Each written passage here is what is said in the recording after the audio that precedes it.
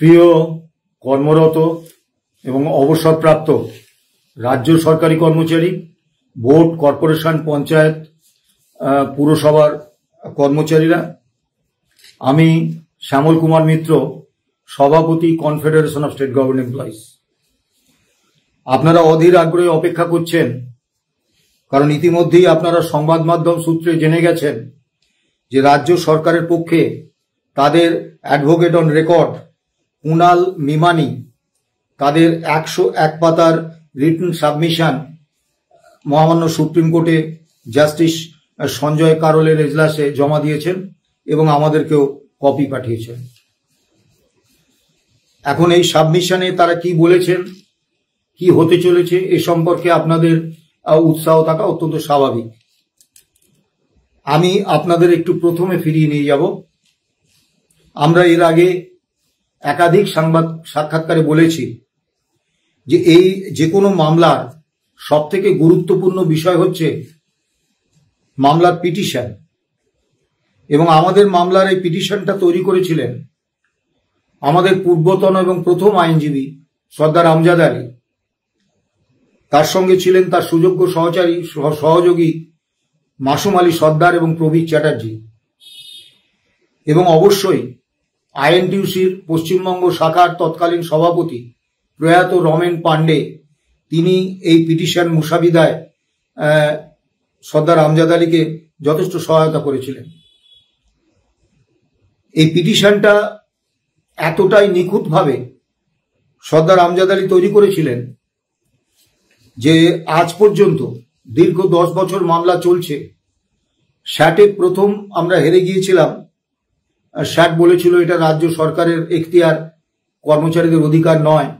কিন্তু আপনারা যদি একটু তলিয়ে দেখেন, দেখবেন স্যাট আমাদের হাইকোর্টে যাওয়ার সুযোগ করে দিয়েছিলেন, কারণ তারা মামলাটি দীর্ঘদিন ধরে রাখতে পারতেন। যাই হোক, এই পিটিশনটা এতটাই নিশ্চিদ্রভাবে সর্দার আমজাদ আলী তৈরি করেছিলেন যে আজ পর্যন্ত তার তৈরি করা পিটিশনের স্ট্রাকচারাল ফাউন্ডেশনে কোনো কাল লাগেনি, কোনো ছিদ্র খুঁজে পায়নি কর্মীপক্ষকে ছবল দেওয়ার জন্য। আমরা 6টা জয় পেয়েছি। সুপ্রিম কোর্টে, মহামান্য সুপ্রিম কোর্টে ইন্টারিম অর্ডারেও আমরা আংশিক জয় পেয়েছি, এবং জাস্টিস সঞ্জয় কারোল এবং জাস্টিস পি.কে. মিশ্রের বেঞ্চে গত 4, 5, 6, 7 আগস্ট যে ম্যারাথন শুনানি হয়েছে, সেই শুনানিতেও আমরা ধারাবাহিকভাবে কর্মী অনুকূল পর্যবেক্ষণ পেয়েছি মাননীয় 2 বিচারপতির কাছে। কাজে আমরা অত্যন্ত আত্মবিশ্বাসী সর্দার আমজাদ আলীর করা এই পিটিশনের স্ট্রাকচারাল ফাউন্ডেশনে ভবিষ্যতেও কোনো কাল লাগেনি কর্মীপক্ষকে দংশন করার সুযোগ পাবে না। এই মামলায় বিকাশ রঞ্জন ভট্টাচার্য যখন কর্মীপক্ষের হয়ে সওয়াল করতে ওঠেন, তখন জাস্টিস সঞ্জয় কারোল বলেছিলেন, mister Bhattacharya, it is your baby, you know better, we are with your baby. এবং আক্ষরিক অর্থে স্যাটে মামলা শুরু হওয়ার অল্প কিছুদিন পরেই আমরা অর্থ দপ্তরের কর্মী প্রয়াত স্বপনদের আইনজীবী হিসেবে বিকাশ রঞ্জন ভট্টাচার্যকে নিয়োগ করেছিলাম, এবং তখন থেকে তিনি ধারাবাহিকভাবে এই মামলাটায় আছেন। এবং মহামান্য সুপ্রিম কোর্টে 28 দিন শুনানি হয়েছে, এবং সেই 28 দিনের প্রত্যেক দিন যে 2 জন সিনিয়র অ্যাডভোকেট উপস্থিত ছিলেন, তাদের একজন আমাদের সিনিয়র অ্যাডভোকেট রহিফ রহুম, এবং দ্বিতীয়জন অবশ্যই বিকাশ রঞ্জন ভট্টাচার্য। 3 দিন তিনি অনলাইনে ছিলেন। কাজে বিকাশ রঞ্জন ভট্টাচার্য এই মামলাটা একেবারে আদ্যপান্ত সমস্ত জানেন। এবারে আমি আসি যে জাস্টিস পি.কে. মিশ্র এবং জাস্টিস সঞ্জয় কারোল 8ই সেপ্টেম্বর 2025 কি নির্দেশ দিয়েছিলেন। নির্দেশের 4 নম্বর প্যারাটা আমি পড়ব। Let the petitioners file there fresh written submissions comprehensive in nature, dealing with all aspects argued before us within a period of 2 weeks. অর্থাৎ সরকার পক্ষকে মহামান্য সুপ্রিম কোর্ট নির্দেশ দিয়েছিলেন যে 2 সপ্তাহের মধ্যে মাননীয় বিচারপতিদের সামনে সরকারের আইনজীবীরা এতদিন যা যা বলেছেন সেইগুলো নিয়ে একটা কম্প্রিহেন্সিভ ইন নেচার একটা রিটন সাবমিশন জমা দিতে। এবং তারপরে বলা ছিল, অর্থাৎ অতিরিক্ত কিছু বলা যাবে না, যেগুলো এতদিন তারা মাননীয় আইনজীবীদের কাছে বলেছেন সেগুলিই বলতে হবে। তারপরে বলেছেন respondents shall comprehensively respond to the same within a period of 1 week. Respondents অর্থাৎ এই মামলায় 3টি কর্মচারী সংগঠন, আমরা confederation of state government employees মূল মামলাকারী সংগঠন, আরও 2টি কর্মচারী সংগঠন এবং 5 জন ব্যক্তি কর্মচারী এই মামলার রেসপন্ডেন্ট। এই রেসপন্ডেন্টদেরই কিন্তু রিটেন সাবমিশন পেশ করার কথা বলা হয়েছে। রেসপন্ডেন্ট নন অথচ মামলায় সওয়াল করার সুযোগ পেয়েছেন, এরকম কাউকে কিন্তু এই নির্দেশে রিটেন সাবমিশন দেওয়ার কথা বলা হয়নি। তা আজকে সরকারের রিটেন সাবমিশন করেছে, আমরা সেই সাবমিশন পর্যালোচনা করছি এবং আগামী শুক্রবারের মধ্যে আমরা আমাদের রিটেন সাবমিশন জমা দিয়ে দেব। এখন এই রিটেন সাবমিশন 101 পাতার প্রথম চ্যাপ্টার 1 7 থেকে 11 নম্বর পাতায় আছে। সেখানে রাজ্য সরকার যেটা বলেছেন, whether in the Indian federal structure each and every state in the country is constitutionally or even otherwise legally obliged to match rates of DA for corresponding periods as that fixed by the central government. অর্থাৎ কেন্দ্রীয় সরকার DA যে হার ঠিক করে দেয় সেই হার ভারতীয় সংবিধান অনুসারে বা আইনিভাবে ইচ অ্যান্ড এভরি স্টেট অর্থাৎ প্রত্যেকটা রাজ্য সরকার এই ফেডারেল স্ট্রাকচারে মানতে কি বাধ্য? রাজ্য সরকারের বক্তব্য মানতে বাধ্য না।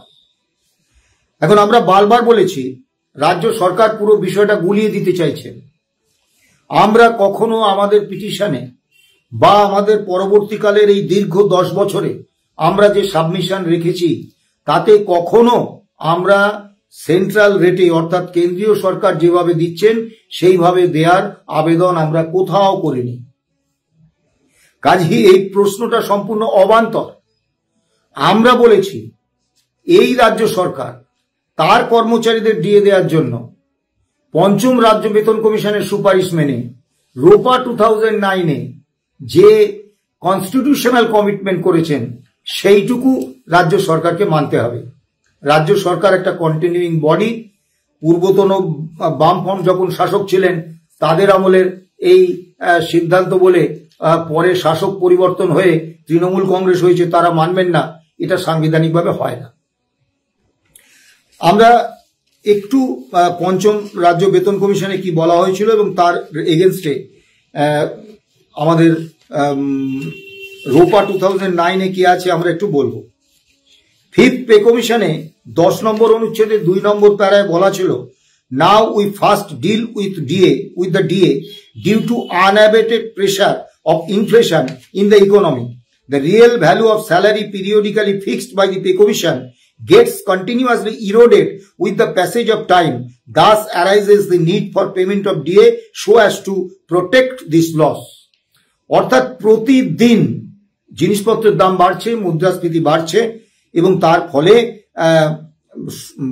কর্মচারীদের বেতন ইরোডেড হচ্ছে, অবক্ষয় হচ্ছে, কমে যাচ্ছে এবং সেইটাকে প্রোটেক্ট করার জন্য, রক্ষা করার জন্য ডিএর এই প্রস্তাবটা আসছে এবং তারা all India consumer price index মেনে বছরে 2বার ডিএ দেওয়ার সুপারিশ করেছিলেন।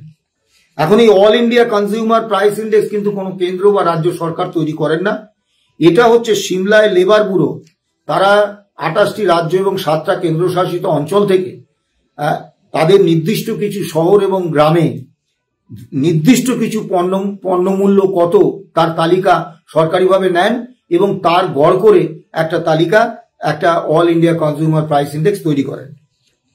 এখন প্রশ্ন হচ্ছে যে রাজ্য সরকার বেতন কমিশনের সুপারিশ মানতেও পারেন, নাও মানতে পারেন, কিন্তু পূর্বতন বামফ্রন্ট সরকার সংবিধানের 309 নম্বর ধারা অনুসারে যে revision of pay and allowances of the government employees 2009 অর্থাৎ রোপা রুলস 2009 তৈরি করেছিলেন, তাতে কিন্তু সুনির্দিষ্টভাবে all India consumer price index মেনে বছরে 2বার ডিএ দেওয়ার সংস্থান রেখে গিয়েছিলেন এবং সেই অনুসারে 16% আমাদের 50% বকেয়া ছিল, 16% ডিএ দেওয়ার একটা সংস্থান কিন্তু বাজেটে রেখে গিয়েছিলেন।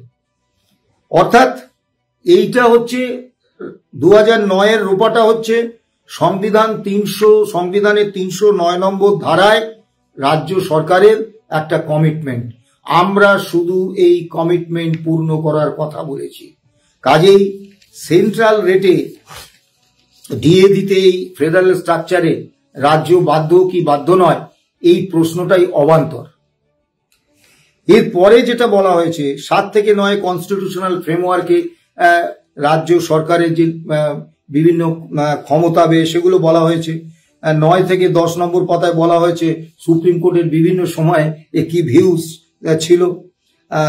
আমি এইসব বিষয়ে বিস্তারিত যাচ্ছি না। আমি 10 এবং 11 নম্বর পাতায় যেটা বলা হয়েছে সেটা একটু বলছি। Neither learned tribunal not the honourable high court directed to apply the same formula as applied by the central government। আবারও সেই এক বিভ্রান্তি সৃষ্টির চেষ্টা। আমরা তো সেন্ট্রাল গভর্নমেন্টের সঙ্গে একই ফর্মুলা রাজ্যে অ্যাপ্লাই করার দাবি তো করিনি। তাহলে স্যাট বা হাইকোর্ট কেন বলবেন যে সেন্ট্রাল গভর্নমেন্টের তোমরা মেনে দিয়ে দাও? স্যাট বা হাইকোর্টের মাননীয় বিচারপতিরা তো মানসিকভাবে উন্মাদ ছিলেন না, তারা তো সুস্থ মস্তিষ্কের মানুষ। আমরা চেয়েছিলাম রোপা 2009-এ যে all India consumer price index মেনে বছরে দুবার ডিএ দেওয়ার কথা বলা আছে সেইটুকু শুধু আমাদের দিন। আমরা যা চাইনি সেটা স্যাট বা হাইকোর্ট দিতে যাবেন কেন? কাজে খুব স্বাভাবিকভাবে এই কথাটা বলে তারা মানে কি বলবো, সেই একই চর্বিত চর্বণ। স্যাট এবং হাইকোর্ট কি বলেছে তারা তাদের বোঝা উচিত ছিল। তারা অত্যন্ত সুনির্দিষ্টভাবে বলেছেন যে রোপা 2009 যেহেতু সংবিধানের 309 নম্বর ধারা অনুসারে তৈরি, এটা একটা কনস্টিটিউশনাল কমিটমেন্ট, এইটাকে অস্বীকার করা যায় না, এইটাকে মেনে অল ইন্ডিয়া কনজিউমার প্রাইস ইন্ডেক্সকে সূচক ধরে দিয়ে দিতে হবে, এইটা তাদের বক্তব্য। তারপরে 11 থেকে 13 নম্বর পাতায় চ্যাপ্টার 2, সেখানে ওই বলেছেন pan India issues 50% of the states do not follow the central government rates. এই কথা কপিল সিব্বালজি বারবার বলেছেন যে এর একটা প্যান ইন্ডিয়া, এটা একটা প্যান ইন্ডিয়া ইস্যু, এর একটা প্যান ইন্ডিয়া এফেক্ট আছে। অন্যান্য সমস্ত রাজ্য সরকারগুলোকে এই মামলায় যুক্ত করা হোক। অর্থাৎ 28টি রাজ্য সরকারকে এই মামলায় যুক্ত করার একটা ইচ্ছা প্রকাশ করেছিলেন মাননীয় কপিল সিব্বাল, এবং মহামান্য আদালত সেটি খারিজ করে দিয়েছেন। এবং আমাদের আইনজীবী বিকাশ রঞ্জন ভট্টাচার্য অত্যন্ত স্পষ্টভাবে বলেছেন যে অন্য কোন রাজ্য কি করছে আমাদের দেখার দরকার নেই। আমাদের রাজ্য সরকার রোপা 2009-এ যে সংস্থান রেখে গেছেন সংবিধানের 309 নম্বর ধারায়, আমাদের সেইটুকু দিন। অন্য রাজ্যের ব্যাপার আমার দরকার নেই।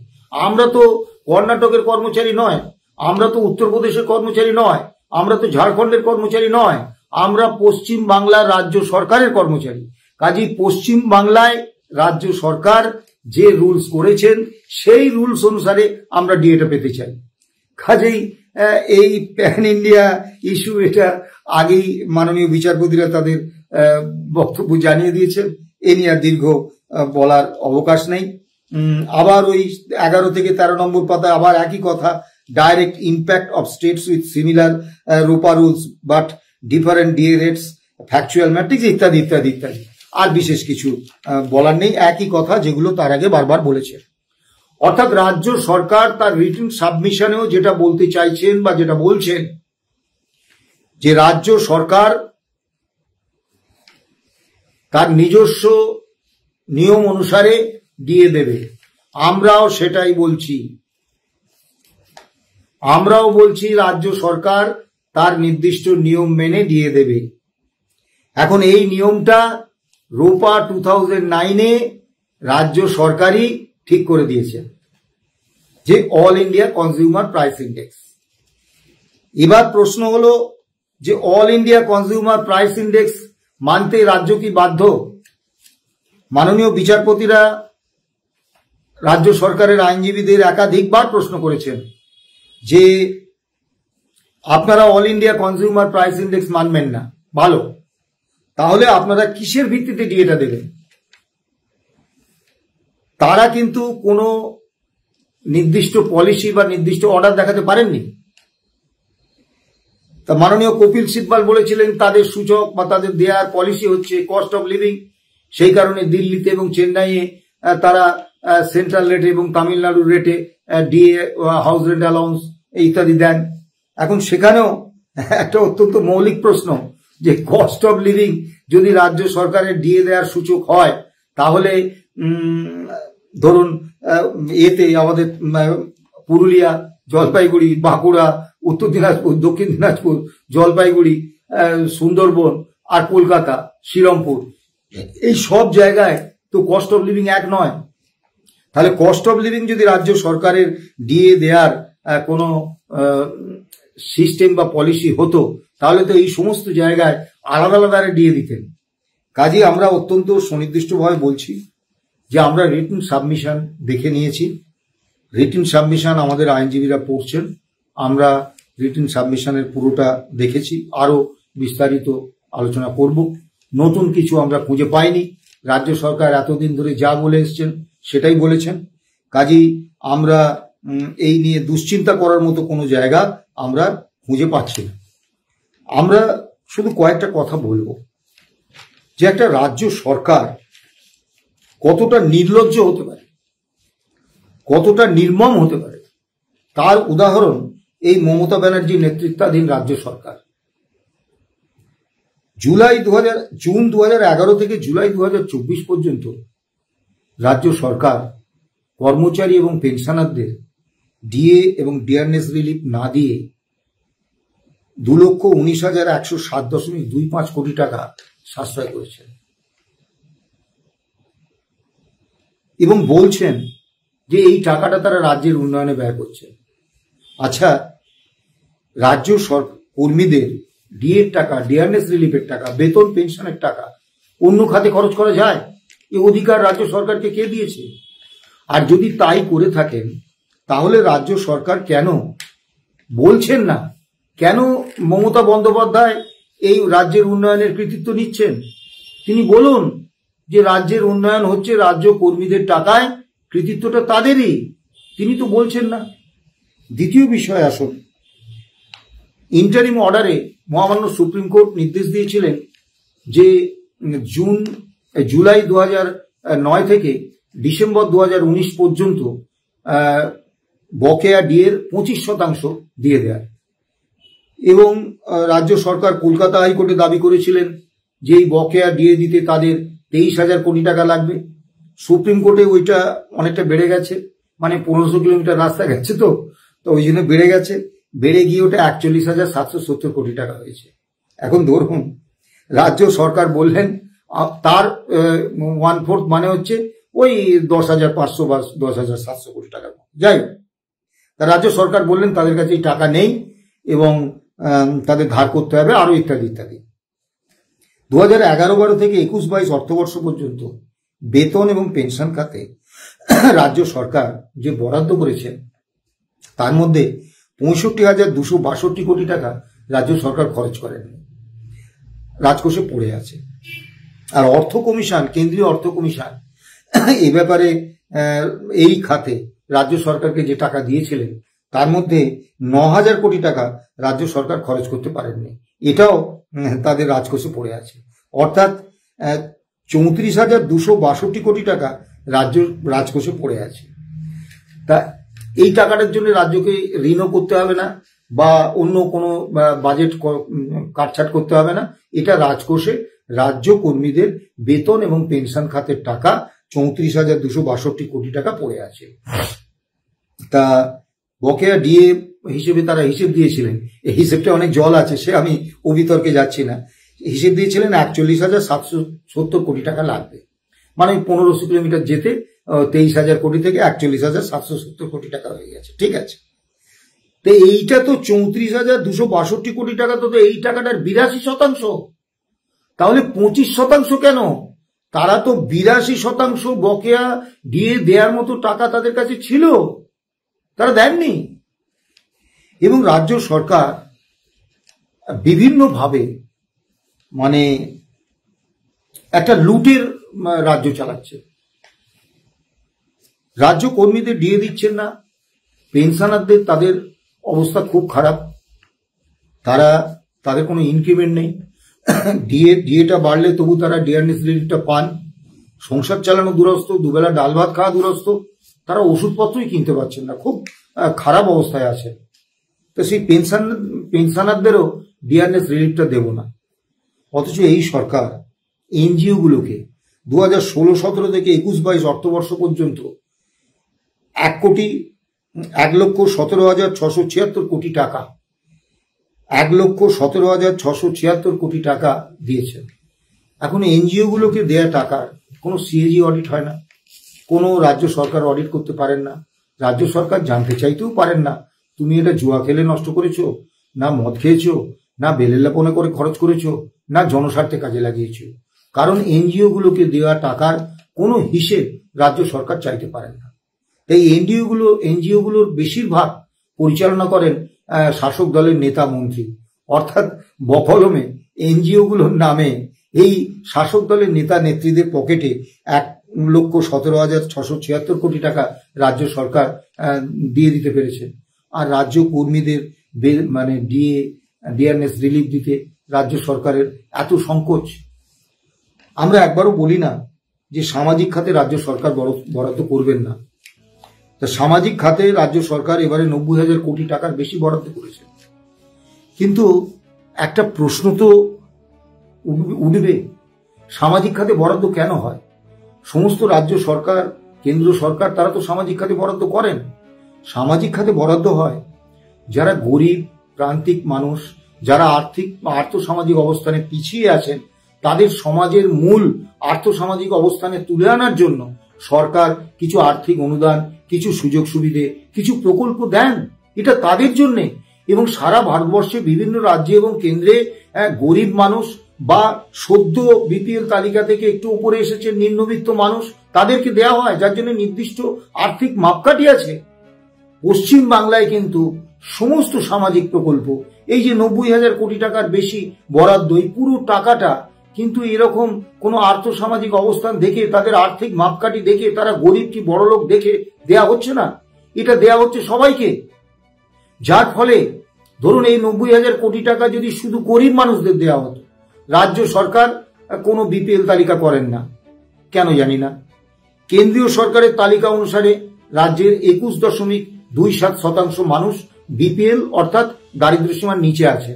তা আমরা যদি ধরে নিই যে সদ্য দারিদ্র্যসীমার উপরে উঠেছেন এরকম মানুষের সংখ্যা মিলিয়ে 30% বা 35% মানুষ, তাদেরকে এই সামাজিক প্রকল্পের সুবিধাটুকু দিলে তারা সমাজের মূল আর্থসামাজিক অবস্থানে উঠে আসবেন, তাহলে তো খুব ভালো হতো। তাহলে 90,000 কোটি টাকা এই 30 বা 35% গরিব নিম্নবিত্ত বা সবে দারিদ্র্যসীমার উপরে উঠে এসছেন এরকম মানুষদের দিলে তাদের দেয়া টাকার পরিমাণটা অনেক বাড়তো এবং তারা খুব সহজেই একটা সমাজের মূল আর্থসামাজিক অবস্থানে তারা ফিরে আসতে পারতেন, তাদের উন্নয়ন ঘটতো। এবং এটাই কিন্তু সামাজিক ন্যায়। কিন্তু রাজ্য সরকার এটা সবার মধ্যে বিলিয়ে দিচ্ছেন। কেন? ভোট ব্যাংক তৈরি করতে হবে শাসক দল অনুকূল। আপনি বলুন, স্বাস্থ্যসাথীর একটা 5 লক্ষ টাকার বীমা কেন রাজ্য সরকার সচ্ছল ধনী যাদের কোটি কোটি টাকা আয় তাদের জন্য ব্যয় করবেন? আমি এই বিষয়ে দীর্ঘ বলবো না। মেলা খেলা হরেক রকমের কাজে রাজ্য সরকার অর্থ ব্যয় করছেন, তার জন্য তাদের কোনো আর্থিক অসঙ্গতি নেই। শুধু কর্মচারীদের বেতন দেওয়ার বেলায়, কর্মচারীদের ডিয়ারনেস রিলিফ দেওয়ার বেলায়, কর্মচারীদের ডিয়ারনেস অ্যালাউন্স দেওয়ার বেলায় রাজ্য সরকারের যত আর্থিক সংকট, আমরা অত্যন্ত সুনির্দিষ্টভাবে বলছি, রাজ্য সরকারের কাছে আমরা কোনো দয়া দাক্ষিণ্য আমরা চাইনি। আমরা এই মামলাটা করেছি একদম অত্যন্ত সুনির্দিষ্ট 3টে লক্ষ্যে। একটা হচ্ছে আইনিভাবে রাজ্য কর্মীদের ডিএর অধিকারকে প্রতিষ্ঠা দেয়া, সেই অধিকার প্রতিষ্ঠা হবেই, এ ব্যাপারে আমরা চূড়ান্ত আশাবাদী। 2 নম্বর হচ্ছে কর্মী সংগঠনের ছদ্মবেশে সরকার ও শাসক দলের এজেন্ট রাজ্য সরকারি কর্মচারী ফেডারেশনের এবং রাজ্য সরকার ও শাসক দলের সম্মিলিত সন্ত্রাসের ফলে সৃষ্ট হিমশীতল আতঙ্কের আবহে কর্মী সমাজ, শাসক দল ও রাজ্য সরকারকে এই বার্তা পৌঁছে দেয়া যে কর্মী সংগঠন মেরুদণ্ড সোজা রেখে সরকারের কর্মী বিরোধী নীতি এবং কর্মসূচির বিরুদ্ধে দৃঢ় ও সাহসী অবস্থান নিতে পারে। 3 নম্বর হচ্ছে ডিএর মতো সকলের গ্রহণযোগ্য দাবিতে সমগ্র কর্মরত এবং অবসরপ্রাপ্ত কর্মচারীদের মানসিকভাবে এক সূত্রে বাঁধা। এই লক্ষ্যগুলো আমরা পূরণ করতে পেরেছি এবং মহামান্য কলকাতা হাইকোর্টের মাননীয় দুটি বেঞ্চের চাপে আমরা অন্তত 40% ডিএ পূর্বতন পুরনো বেতনক্রমের উপর পেয়েছি। জাস্টিস নিশিতা মাত্রে এবং জাস্টিস তপব্রতী চক্রবর্তীর বেঞ্চের চাপে 15%, 1/1/2018 থেকে দেবাশিস করগুপ্ত এবং দেবাশিস শেখর ববি সরফের বেঞ্চ থেকে অন্তত বেঞ্চের চাপে আরো অতিরিক্ত 25% ডিএ আমরা পেয়েছি 1/1/2019 থেকে, মোট 40%। 2022 সালে কলকাতা হাইকোর্টে এই মামলা বর্ষসেরা মামলা হিসেবে বিবেচিত হয়েছে। আমরা ইন্টারিম অর্ডারেও আমাদের এই মানে যে চাহিদা আমাদের আমরা যা চেয়েছি সেটার সপক্ষে কিন্তু ইন্টারিম অর্ডার হয়েছে। কাজেই 6টা রায় হয়েছে। DA is a legally enforceable right হয়েছে 2018 সালে, DA is a legally enforceable fundamental right হয়েছে 2022 সালে। মনে রাখা দরকার যে যেটা আমরা বারবার বলি যে সুপ্রিম কোর্টে তারিখ পে তারিখ সংস্কৃতির আবহেও 2022 সালের 28শে নভেম্বর মামলা শুরু হয়েছিল, কিন্তু তারপরেই জাস্টিস দীনেশ মাহেশ্বরীর বেঞ্চে একটা গুরুত্বপূর্ণ পর্যবেক্ষণ পেয়েছিলাম যে 2018 সালে রায় হয়েছে DA is a legally enforceable right of the employees. আজকে সেই মামলার বিরুদ্ধে কোনো চ্যালেঞ্জ মামলা আপনারা করেননি, রাজ্য সরকারকে বলেছিলেন। সেই রায়ের প্রেক্ষিতে কলকাতা হাইকোর্টে একই বেঞ্চে একাধিক রিভিউ পিটিশন করে সেই মামলাকে লিগ্যালিটি দিয়ে দিয়েছেন। আজকে এত বছর পরে কেন সেই রায়ের বিরুদ্ধে এসএলপি? অর্থাৎ DA is a legally enforceable right, এটা যে লিগ্যালিটি পেয়ে গেছে এটা কিন্তু মহামান্য সুপ্রিম কোর্ট বলেছেন। এবং আপনারা 14 এবং 15 তারিখে যে শুনানি হয়েছিল মে এবং 16ই মে যে ইন্টারিম অর্ডার, তাতে যদি আপনারা দেখেন তাহলে দেখবেন সুপ্রিম কোর্টের জোন অফ কনসিডারেশনে আছে যে 2022 সালের 20শে মে যে রায় হয়েছিল DA is a legally enforceable fundamental right, সেই ফান্ডামেন্টাল রাইটটা রাজ্য কর্মীদের ক্ষেত্রে খাটে কি খাটে না। অর্থাৎ খুব বেশি হলে আমাদের এই ফান্ডামেন্টাল রাইট এই শব্দ যুগলের সঙ্গে আমাদের কম্প্রোমাইজ করতে হতে পারে, কিন্তু DA is a legally enforceable right of the employees এই রায় আমরা সুপ্রিম মান্যতা পেয়ে গেছি। কাজেই আমরা আপনাদের বলবো যে আপনারা দুশ্চিন্তা করবেন না। Confederation of state government employees and others versus state of West Bengal and others, অর্থাৎ ডিএ মামলায় শেষ হাসিটা রাজ্য কর্মীরাই হাসবেন। ভালো থাকবেন, সুস্থ থাকবেন।